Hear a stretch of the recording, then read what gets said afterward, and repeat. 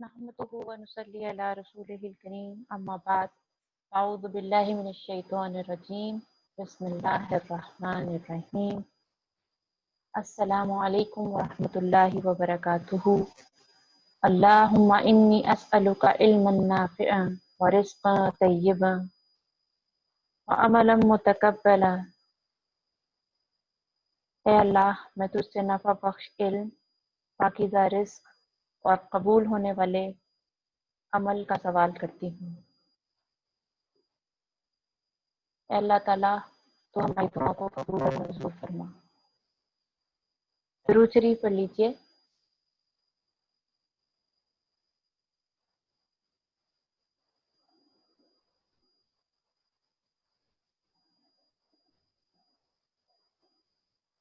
अल्लाहुम्मा अंता हस्सनता खल्की फहस्सिन खुलुकी। ए अल्लाह, जैसे तूने मेरी सूरत अच्छी बनाई है वैसे ही मेरा इखलाक भी अच्छा कर दे। ओ अल्लाह, only you have given me a good physical form, so also favor me with good morals and manners। ये दुआ हमने पिछले लेसन में शुरू की थी और एक हमने होमवर्क के रखा था कि हम अपने आईने पर इसको स्टिकी नोट पे लिख कर लगाएंगे और इसको याद करने की और पढ़ने की कोशिश करेंगे। मुझे उम्मीद है कि आप सबने इस बात पर अमल किया होगा और इंशाल्लाह आप में से बहुत सारों को ये दुआ काफ़ी हद तक याद हो गई होगी। लेकिन ये हमारी प्रैक्टिस है जो हम जारी रखेंगे इंशाल्लाह। इस सीरीज़ के एंड तक हमें ये दुआ याद हो जानी चाहिए और हमारी ज़िंदगी का हिस्सा बन जानी चाहिए, क्योंकि अगर हम अल्लाह से बार बार अच्छे अखलाक की दुआ मांगेंगे तो इंशाअल्लाह अल्लाह ताला हमें हमारी कोशिशों के साथ अच्छा अखलाक दे देंगे। आज के लेसन का जो कि है जेंटलनेस, अल रिफ्क, नरमी, हम उसका बाकायदा आगाज करते हैं। अल रिफ्क का मानी और मफहूम सबसे पहले समझते हैं।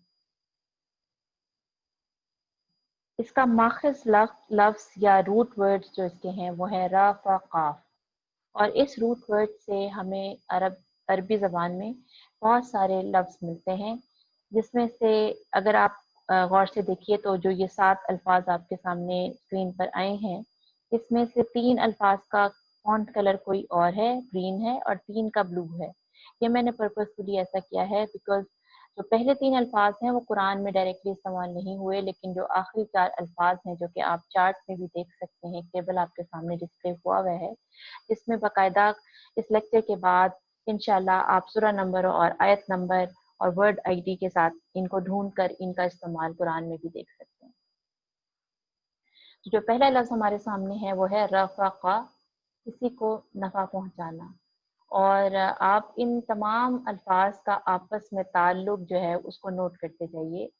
रिफ्क, ये जो आज का हमारा लेसन है, रिफ्क सेकंड वर्ड, इसका मतलब है नरमी, आसानी और मेहरबानी का बर्ताव करना, नरम, आसान और मेहरबानी का बर्ताव। फिर एक वर्ड है राफ़िक़ा, लुत्फ और मेहरबानी का मामला। अगेन सॉफ्टनेस, जेंटलनेस को जहन में रखिए।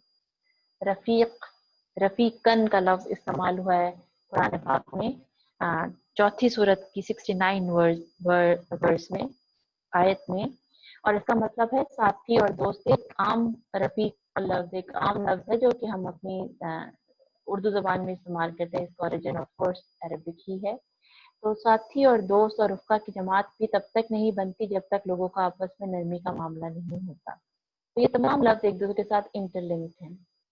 अल मराफ़िक कहते हैं आपकी कोहनी को, एल्बो को, और हम सबको पता है कि हम कोहनी के सहारे से बैठें तो अपने हाथों को सहारा देते हैं, अपने कई दफ़ा गाल को उससे टिका लेते हैं, और जब हम बिस्तर से उठते हैं तो भी हम अपनी कोहनियों के बल उठते हैं। तो कोहनी भी हमें बेसिकली हमारे लिए सहूलत का बाइस बनती है, हेल्प का बाइस बनती है। हमारे लिए एक हेल्पफुल हमारी जो है वो बॉडी पार्ट है। फिर इससे हमारी ये वो जॉइंट है जिसपे हमारा हाथ मुड़ता है और हम अपने हाथ को मोड़कर बहुत सारे काम जो है वो कर सकते हैं। मिरफकन एक लफ्ज़ है जो कि सहूलतकार के लिए इस्तेमाल होता है, कुरान पाक में इस्तेमाल हुआ है, आप ज़रूर देखिएगा। मुर्तफ़ा का लफ्ज़, मुर्तफ़क़न का लफ्ज़, मुर्तफ़क़ा जो है वो 2 जगह पर कुरान पाक में यूज़ हुआ है। एक जगह ठिकाना इसका मतलब है, एक जगह जहन्नुम के रेफरेंस में, और उसकी एक ही वर्ड्स के बाद 29 और 31 आयतों में है सूरत नंबर 18 की। और फिर ये हसनत मुर्तफका, जन्नत के लिए, इंसाअत मुर्तफका, जहन्नुम के लिए इस्तेमाल हुआ है। अल मराफिक जो है वो कोहनी है भी है, और एक छोटे से नरम तकिए को भी कहते हैं जिसपे इंसान अपने गाल को टिकाकर आराम कर सकता है। तो अगर आप इन तमाम अल्फाज का आपस में एक सॉफ्ट सा जो कनेक्शन है अगर उसको समझें और एक कोलैबोरेटिव मीनिंग और मफहूम बनाएं इस लफ्ज का, तो अल रिफ्क का, तो इसका मतलब है कि कोई बहुत ही सॉफ्ट एंड जेंटल एंड मेहरबानी का मामला। अब मैं चाहती हूँ कि आप ये वीडियो को गौर से देखिए और फिर इंशाल्लाह एक हदीस जो इसके ऊपर आएगी थोड़ी देर में।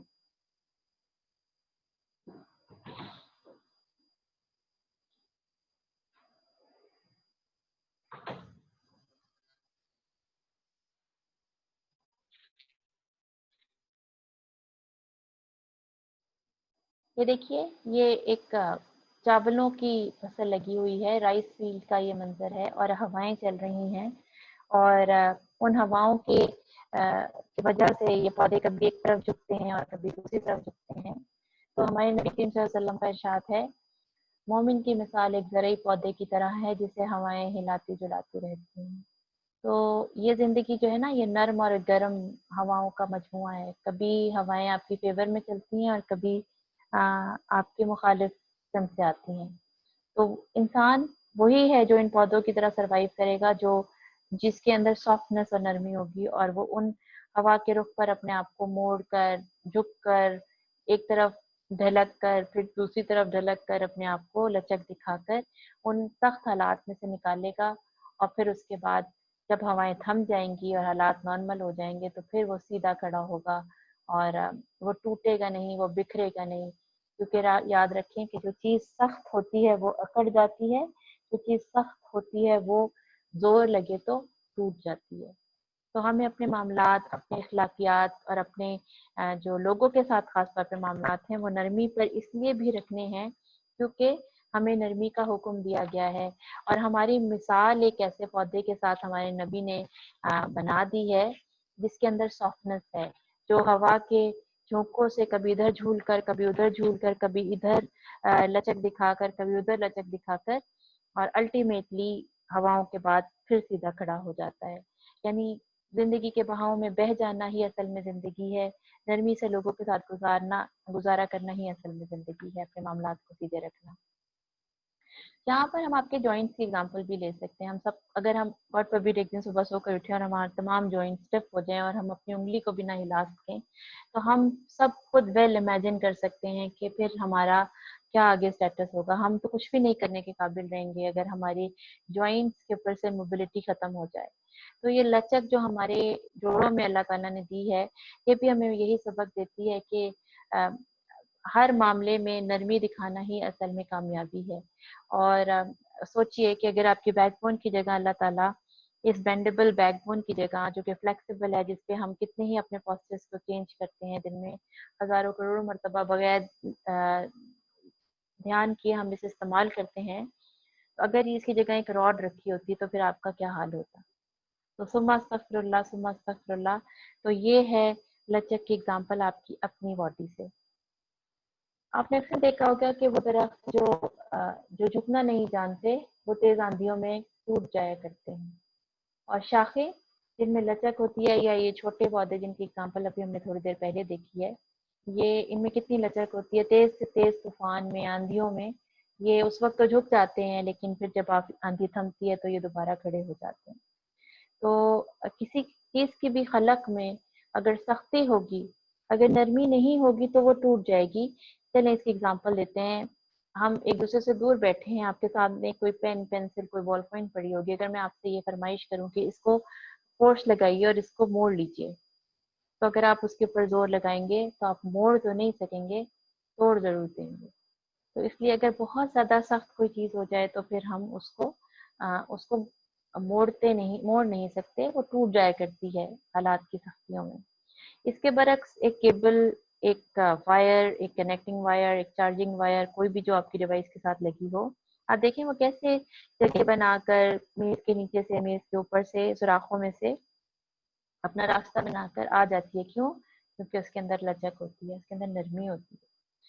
अब कुछ लोग जब आप ऐसी बात करते हैं, अपनी ज़िंदगी के मामलात करते हैं और अपने आप को दुरुस्त नहीं कर पाते, तो वो कहते हैं कि हम हमारे खुद साख्ता उसूल हैं जिन पर हम अपनी ज़िंदगी बसर करते हैं और हम इन्हें नहीं बदल सकते। तो याद रखिए, हम अपनी ज़िंदगी के असूल बनाने वाले कोई नहीं होते।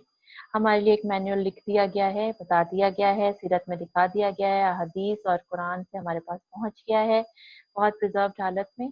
हमने उस मैनुअल को फॉलो करना है। हम अपने खुद उसूल बनाकर उन असूलों को नहीं तोड़ सकते जो हमारे खालिक ने हमारे लिए सेट किए हैं।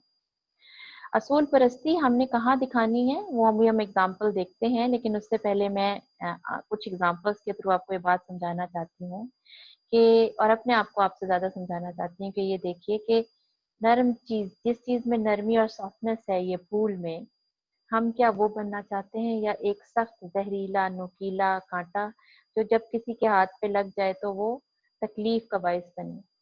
तो इंसान उन्हीं लोगों को पसंद करता है जो एक्सेसिबल होते हैं, यानी जिनकी सोहबत में बैठकर उसको नरमी का एहसास होता है, वो उनसे कुछ सीख कर उठता है।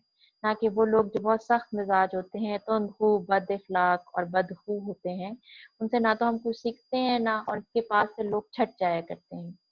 तो अगर तो हम लोगों को कुछ इल्म देना चाहते हैं और अल्लाह की बताए हुए अहकामात पर चलना चाहते हैं, तो हमें एज सॉफ्ट एज फ्लावर्स होना पड़ेगा, ना कि एज हार्ड और एज आई मीन थॉर्नी नहीं होना होगा, हमें कोई कांटेदार नहीं बनना पड़ेगा।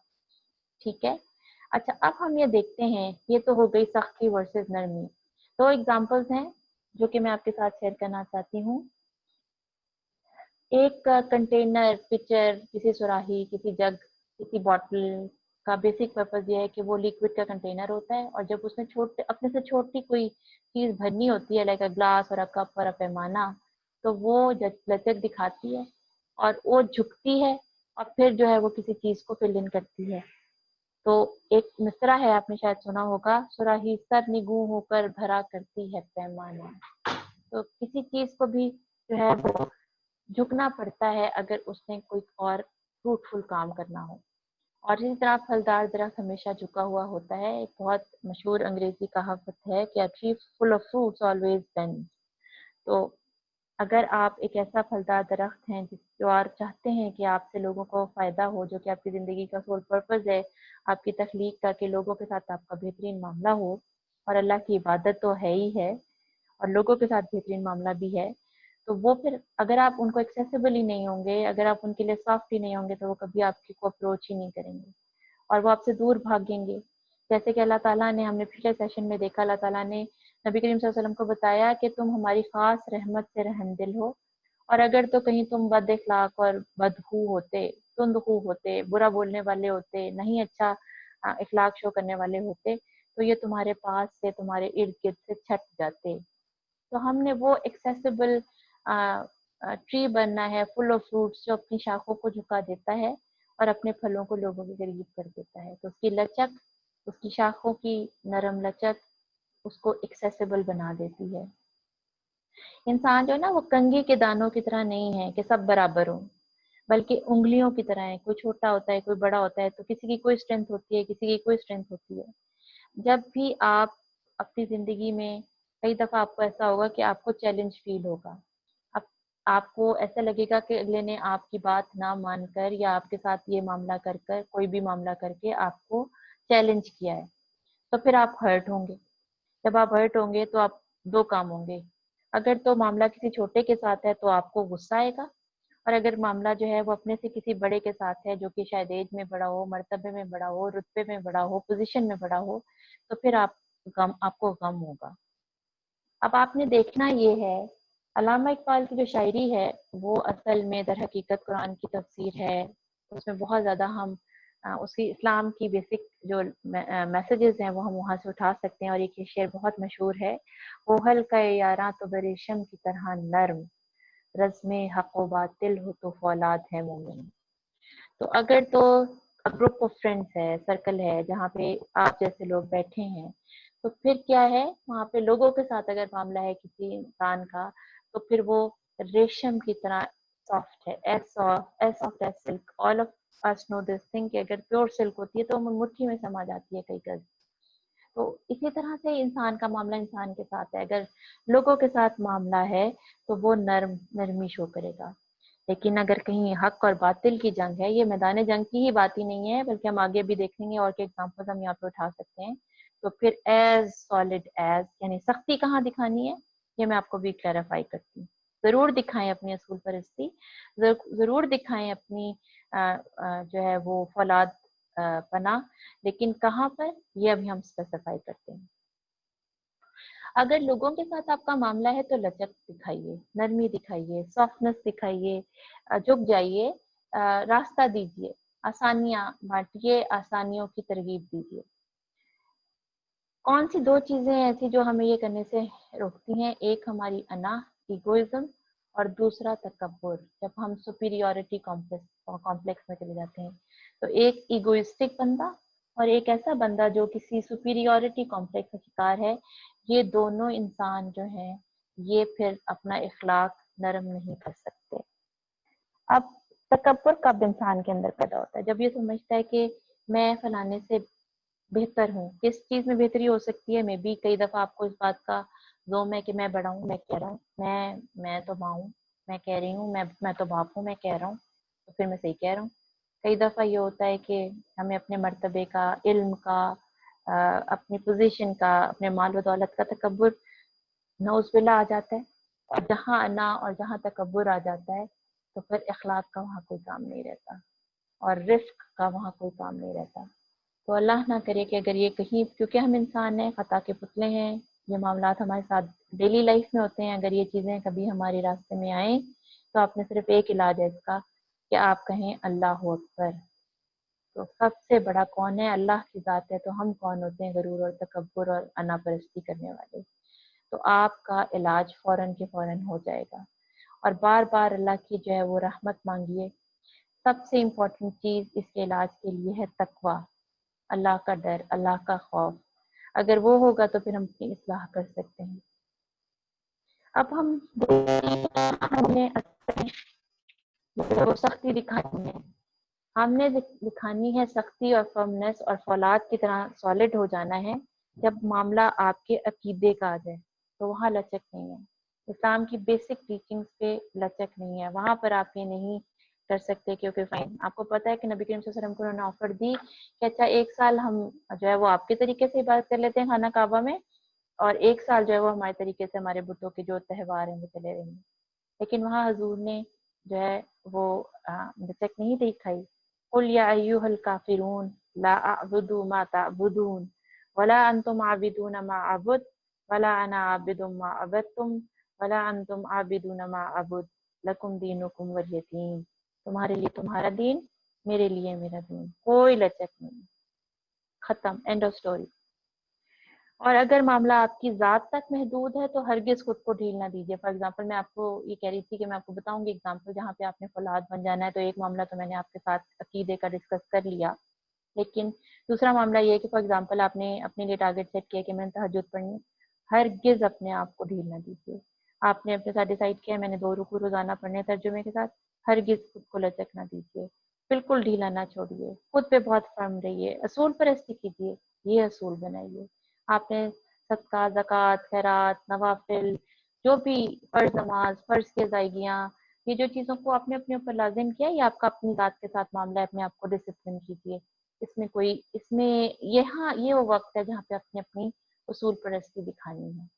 کوہل کا یاراں تو بریشم کی طرح نرم، رزم حق و باطل ہو تو فولاد ہے نرم۔ آگے بڑھتے ہیں۔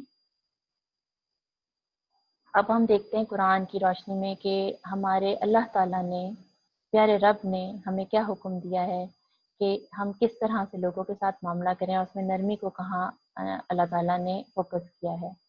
اللہ تعالیٰ کا ارشاد ہے، سورۃ الشعراء کی آیت نمبر 215 ہے یہ، اور اہل ایمان میں سے جو تمہاری پیروی اختیار کریں ان کے لیے اپنے بازو جھکا دو۔ یعنی اللہ تعالیٰ اپنے نبی کریم صلی اللہ علیہ وآلہ وسلم کو یہ حکم دے رہے ہیں کہ جو تمہارے فالوورز ہیں تم ان کے لیے اپنے بازو جھکا دو، تم ان کے لیے تواضع کا معاملہ کرو، ان کے سامنے سافٹ ہو جاؤ، ان کے سامنے اپنی باڈی لینگویج میں سافٹنس لے آؤ۔ اب ایک ہے نبی، وقت کا نبی، اور حضرت محمد صلی اللہ علیہ وسلم ہیں اور باقی ہیں اس کے پیروکار، اس کے امتی، اسٹیٹس کا کتنا ڈفرینس ہے. ایک ٹیچر ہیں، وہ اسٹوڈنٹس ہیں، وہ نبی ہیں، وہ امتی ہیں، وہ تقوی میں ان سے بہت بڑھ کر ہیں، وہ سیکھنے کے ابھی اسٹیجز میں ہیں. لیکن اللہ تعالیٰ کیا کہہ رہا ہے؟ اور اہل ایمان میں سے جو تمہاری پیروی کریں، جو تمہارے فالوورز ہوں، ان کے لیے تواضع میں اپنے بازوؤں کو جھکا دو. اور آپ دیکھیں فوراً بعد اس کی جو ایک آیت ہم نے یہاں پہ کوٹ کی ہے، سورۃ المائدہ کی آیت نمبر 54 کا ایک چھوٹا سا سیکشن ہے which says مومنوں پر نرم اور کفار پر سخت. تو یہ کس کی کیریکٹرسٹک بتائی گئی جا رہی ہے اس آیت میں؟ صحابہ کرام کی. یعنی جب وہ آپس میں معاملے کرتے ہیں، مومن سے مومن کا معاملہ ہوتا ہے تو وہ سافٹ ہوتے ہیں، اور جب کفار کے ساتھ یعنی عقیدے کی جہاں پر جنگ آ جاتی ہے تو پھر وہاں پر وہ سخت ہو جاتے ہیں. تو اب دیکھیں 2 ایگزامپلز آپ کے سامنے آ گئی. ایک انسان کا اپنے سے چھوٹوں کے ساتھ معاملہ میں بھی تواضع کا حکم ہے، ایک انسان کا اپنے لیول کے اوپر انسان کے ساتھ بھی تواضع کا حکم ہے. اور کس کو وہ آیت نہیں پتا وَبِالْوَالِدَيْنِ احسانہ، اور کس کو اس آیت کا ترجمہ نہیں پتا جو اف والی آیت ہے کہ اپنے والدین کو اف تک نہ کہو اور ان کے سامنے اپنے کندھوں کو عاجزی اور انکساری سے جھکا لو. تو اب آپ کو تینوں سٹیٹسز میں انسان کا معاملہ پتہ چل گیا. ایک انسان کا معاملہ اپنے سے چھوٹے کے ساتھ، وہ بھی تواضع کا. ایک انسان کا معاملہ اپنے سے برابر والے کے ساتھ، وہ بھی نرمی کا. اور ایک انسان کا معاملہ اپنے سے بڑے کے ساتھ، وہ بھی نرمی کا، وہ بھی تواضع کا. تو یہ ہے سبحان اللہ، اللہ تعالیٰ کی تعلیمات ہمارے لیے کھول کھول کر بیان کر دی گئی ہیں.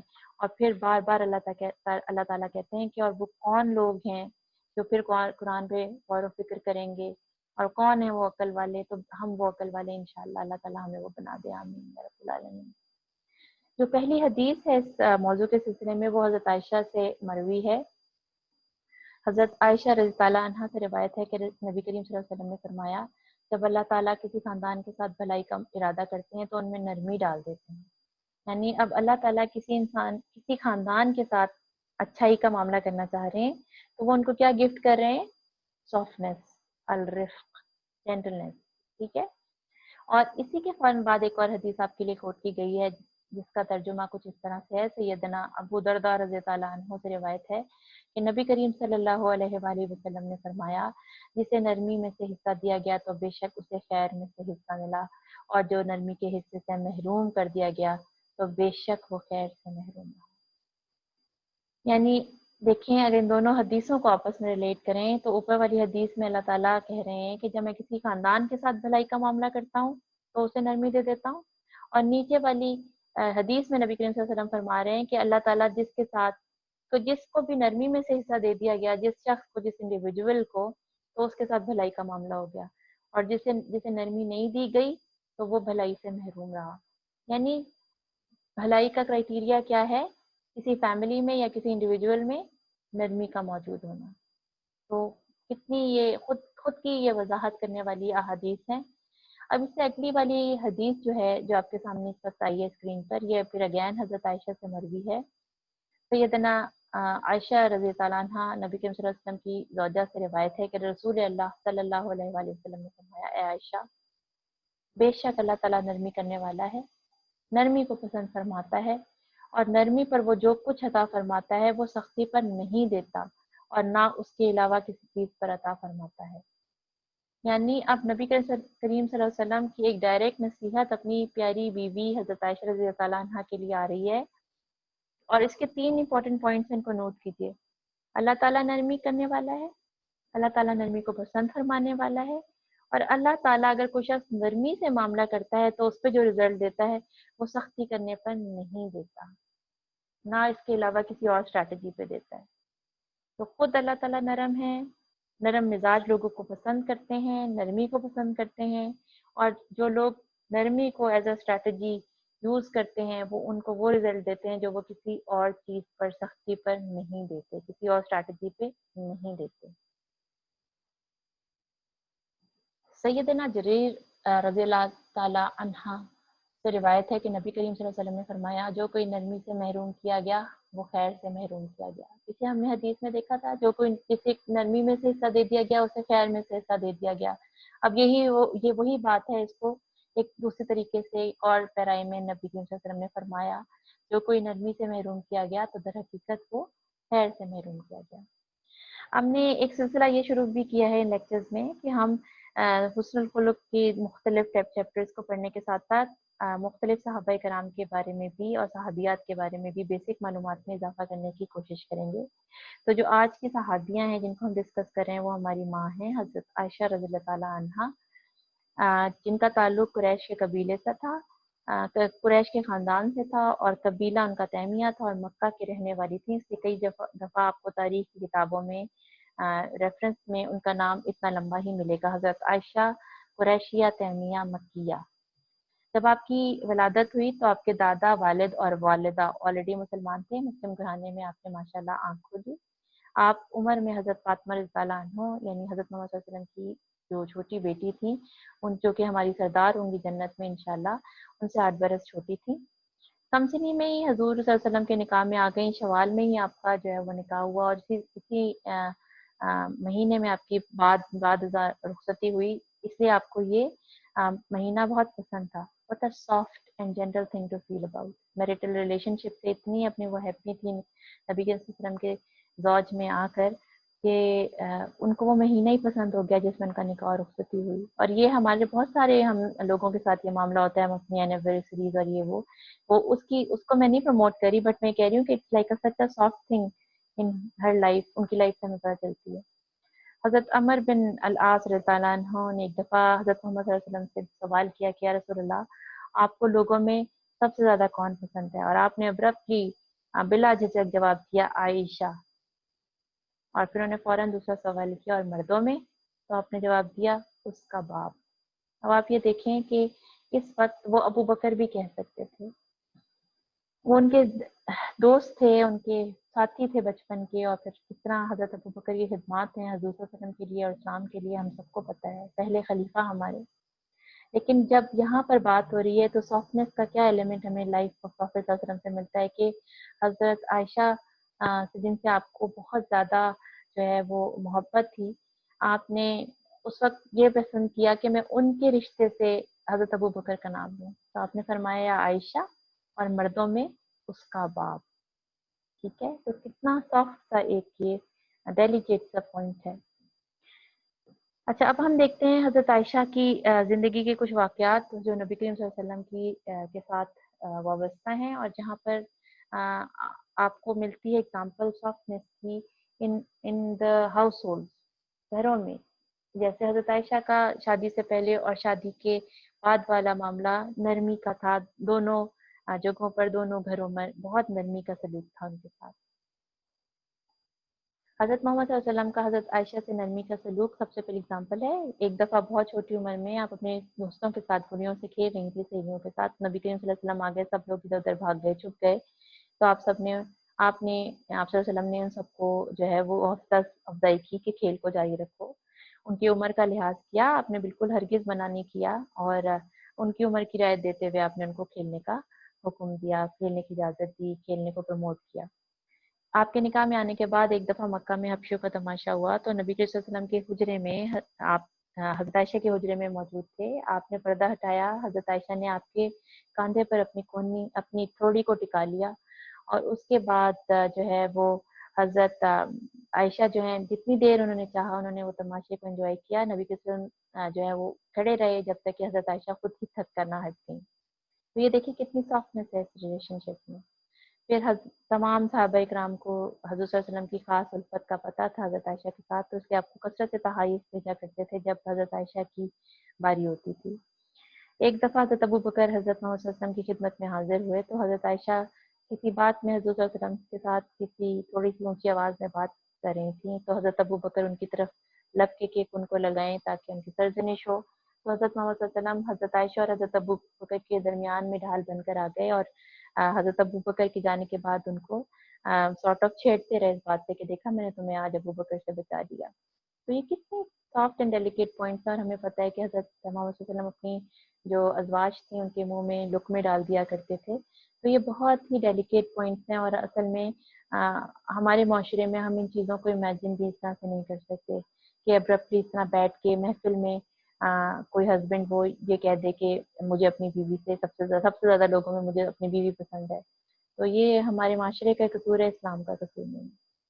हज़रत आयशा की तालीम और तरबियत हज़रत मोहम्मद सल्लल्लाहु अलैहि वसल्लम के हाथों में हुई, क्योंकि वो बहुत कम सिनी में आपके निकाह और फिर रुखसती के बाद आपके घर में आ गई थी। तो एक हिकमत जो उनकी इस अर्ली एज के निकाह की हमें समझ आती है उस माशरे में, वो ये आती है कि फिर आप एक इल्म का दरिया बन गई।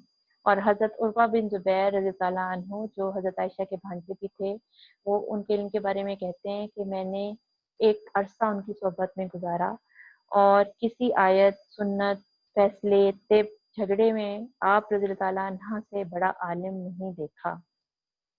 एक कहते हैं एक दफ़ा मैंने उनसे पूछा आपने तिब कहाँ से सीखा? तो उन्होंने हज़रत आयशा ने फरमाया कि जब कोई दवा बयान करता था, मैं बीमार होती थी, कोई दवाई मुझे सजेस्ट करता था, मैं उसको याद कर लिया करती थी। अगर कोई किसी और से किसी बीमारी के इलाज के बारे में कोई दवा कहता था, तो मैं उसे भी याद कर लिया करती थी। तो हमें यहाँ से पता चलता है कि कितनी उनका हाफ़ज़ा स्ट्रॉन्ग था, कितनी वो उनकी लिसनिंग पावर स्ट्रॉन्ग थी और कितनी वो बेहतरीन चीज़ों को रिलेट करने वाली थी। कहते हैं कि हज़रत आयशा को हज़ारों की तादाद में जो है वो कई हज़ार शेर याद थे, जिनको बहुत एक्यूरेट बेसिस पे कोट किया करती थी। और उन जैसा जो बयान करने वाला है वो बड़े-बड़े सहाबाए कराम जो हैं वो बुज़ुर्ग सहाबाए कराम जो हैं वो उनसे आकर मशवरे किया करते थे। सैयदना आयशा रज़ियल्लाहु अन्हा के बारे में एक और भी बात है कि अगर आपका मुवाज़ना तमाम औरतों के इल्म से किया जाए तो उनका इल्म भारी होगा। सखावत के बहुत सारे किस्से हमें मिलते हैं। अगर 1 लाख दिरहम किसी ने भेजे हैं तो शाम तक 1 दिरहम भी नहीं बचा, सब तक़सीम कर दिए। अगर 75,000 दिरहम किसी ने भेजे हैं तो हज़रत उर्वा बिन ज़ुबैर रज़ियल्लाहु अन्हा कहते हैं कि बाँटे जा रही हैं और बाँटने वाली के अपने गिरबान पे पैबंद लगा हुआ है। सुभान अल्लाह, सुभान अल्लाह। अल्लाह ताला हमें इन लोगों के नक्शे कदम पर चलने की तौफ़ीक अता फरमाए। रोज़ों की कसरत किया करती थीं, हज से ख़ास मोहब्बत थी, औरतों को बहुत नसीहतें किया करती थीं और इल्म का समंदर और ख़ज़ाना थी। बहुत सारी अहादीस हज़रत आयशा रज़ियल्लाहु अन्हा से मरवी हैं। अगली हदीस जो हमारे सामने है वो भी हज़रत आयशा की उसकी रावी हैं। यहूद नबी करीम सल्लल्लाहु अलैहि वसल्लम की खिदमत में हाज़िर हुए और कहा अस्सलामु अलैक, तुम पर मौत हो। यहाँ से एक लेसन और मिलता है कि अस्सलामु अलैकुम कहते हुए बहुत ज़्यादा ध्यान से हमने इसकी अदायगी करनी है। इसके मतलब बहुत चेंज हो जाते हैं जब आप उसको पूरा नहीं अदा करते। नबी करीम सल्लल्लाहु अलैहि वसल्लम ने फरमाया व अलैकुम, तुम पर भी हो।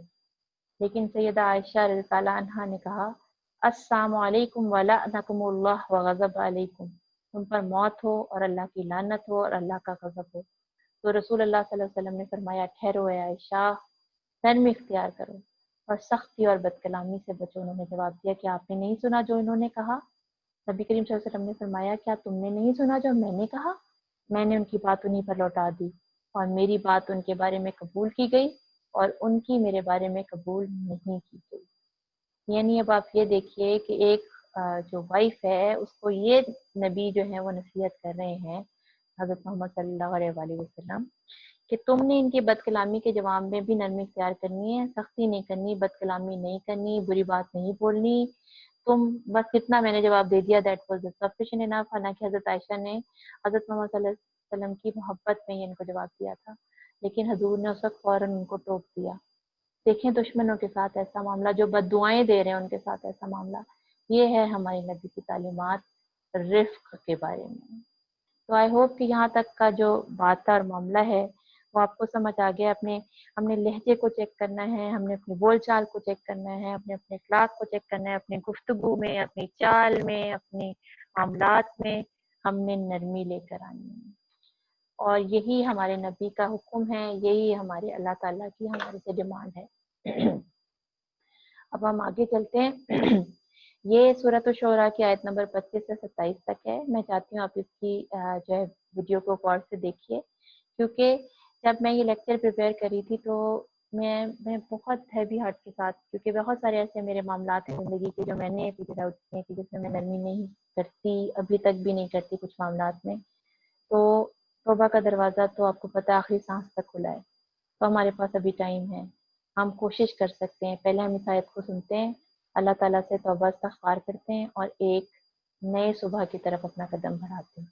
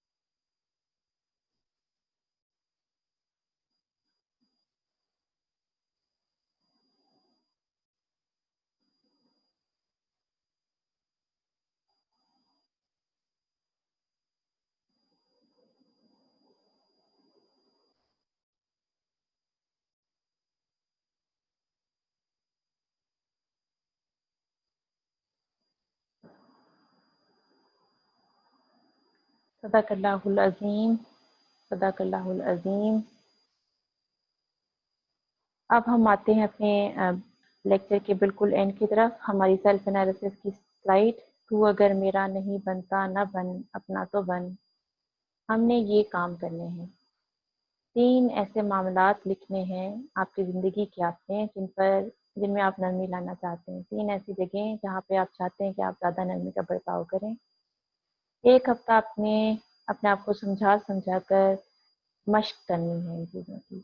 अगर कोई ऐसे मामलात हैं जहाँ आप चाहते हैं कि आप ज़िंदगी में नरमी लाएँ और वो आपकी डेली रूटीन का हिस्सा है, तो आपने अपने आप को उसके लिए आमादा करना है, जान कर पर्पसफुली सोच कर इनको सही करना है अपने मामलात को।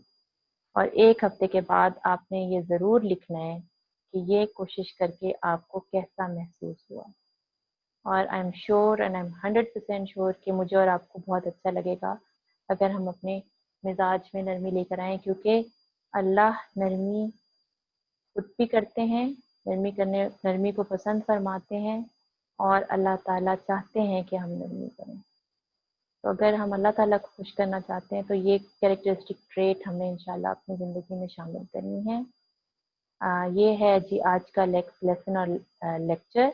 आज की जो इखलाक बेहतर करने की दुआ है वो ही दुआ है जो हमने पिछली दफ़ा भी की थी, और हम चाहते हैं कि पहले ये दुआएं हमें अच्छी तरह इंशाल्लाह याद हो जाएं, फिर हम और चलेंगे अगली दुआओं की तरफ। अल्लाहुम्मा इन्नी अऊज़ु बिका मिन मुनकरातिल अखलाकी वल अमाली वल अहवा। ए अल्लाह, बेशक मैं बुरे अखलाक, बुरे अमाल और बुरी ख्वाहिशात से तेरी पनाह मांगता हूँ। महफिल को छोड़ने की दुआ। सुब्हानक अल्लाहुम्मा व बिहम्दिका अशहदु अल्ला इलाहा इल्ला अंता अस्तगफिरुका व अतूबु इलैक। अस्सलामु अलैकुम व रहमतुल्लाहि व बरकातुहू।